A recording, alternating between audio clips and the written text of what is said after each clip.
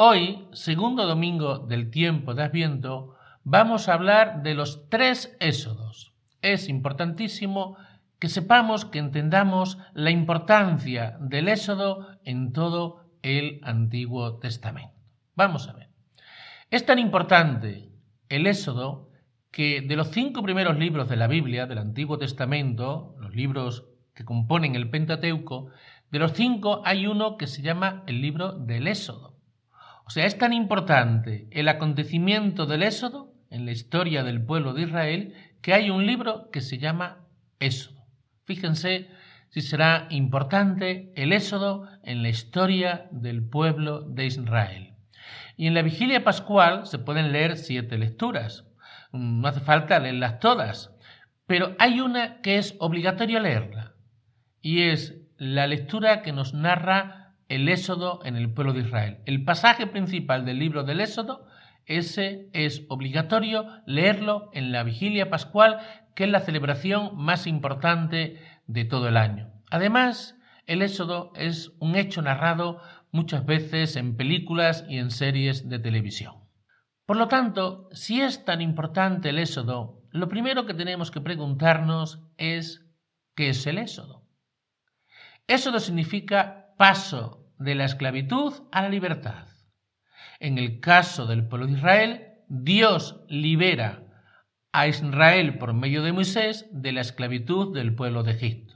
Pasan de la esclavitud a la libertad atravesando el Mar Rojo. Eso sería, en resumen, el Éxodo en la historia del pueblo de Israel.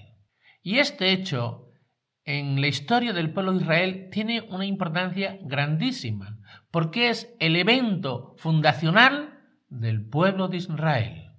Y es tan importante el libro del Éxodo porque es en este libro donde se nos narra que Dios libera al pueblo de Israel por medio de Moisés. Eso en primer lugar. Pero también en este libro es cuando se da la famosa alianza de Dios con su pueblo. Y también es en este libro cuando vemos que el pueblo de Israel toma conciencia de pueblo.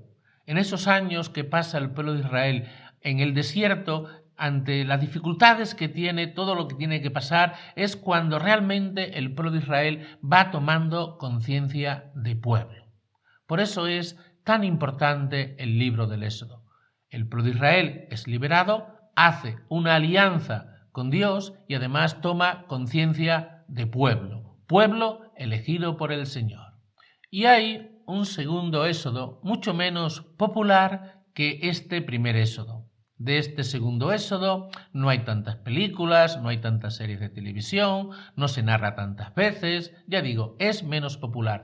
Pero en la Biblia tiene una importancia fundamental, que es cuando el general Nabucodonosor vence al pueblo de Israel y deporta a los israelitas a Babilonia. Y están allí durante 70 años. Y además destruye Jerusalén y sobre todo destruye el templo con la importancia que esto tenía para el pueblo judío. Y durante esos 70 años vemos como el pueblo de Israel añora su tierra cuando están deportados en Babilonia. Y ahí tenemos esos salmos en la Biblia tan bonitos, tan preciosos, ¿no? Si me olvido de ti, Jerusalén, que se me paralice la mano derecha. Si me olvido de ti, Jerusalén, que se me pegue la lengua al paladar.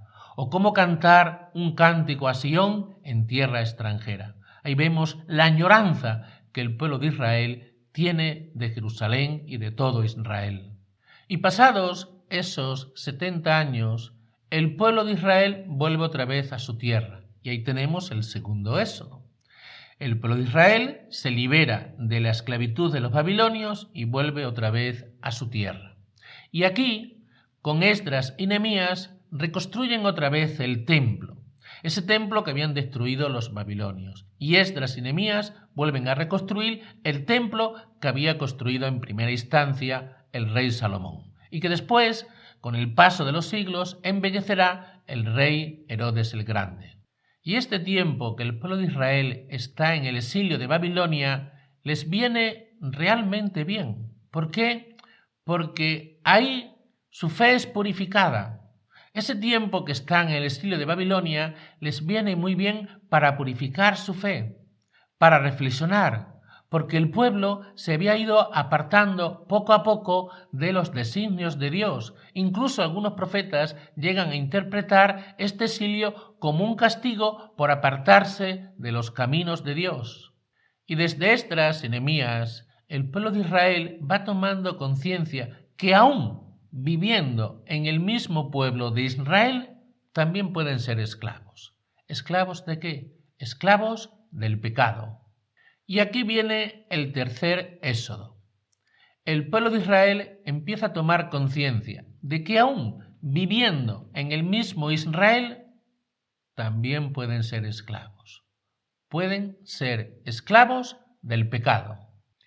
Y Dios los puede liberar de esa esclavitud que es el pecado. Por eso el pueblo de Israel recuerda aquellas palabras del Deuteronomio en el capítulo 18. Surgirá entre vosotros un profeta poderoso en obras y palabras.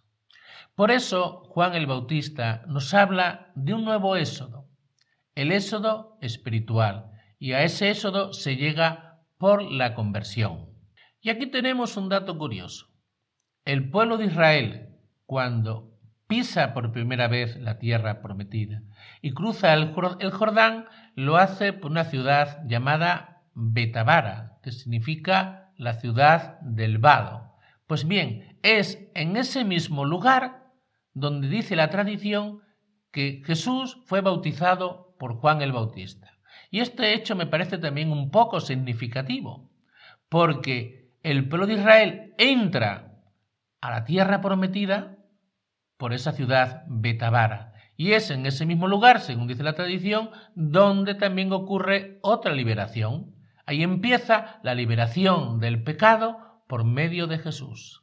Y el nuevo éxodo nos lo trae Jesús, que no es la entrada a una tierra material, sino es la entrada en su reino, y después culminará en la Jerusalén celestial. Y San Juan el Bautista es el encargado de prepararnos a ese nuevo éxodo. Él nos dice: preparad el camino al Señor. Y no es lo mismo desear que esperar. Desear, podemos desear muchas cosas en la vida, pero esperar ya no esperamos tantas. Cuando realmente esperamos algo, ¿qué hacemos? Lo preparamos, ponemos los medios para conseguir eso que estamos esperando. Y es lo que nos debe pasar a nosotros en este tiempo de Adviento. Esperamos la venida de Jesús y tenemos que prepararnos para esa venida de Jesús que tiene que reinar en nuestros corazones. El que desea, sueña con que llegue. El que espera, prepara. Esa es la gran diferencia.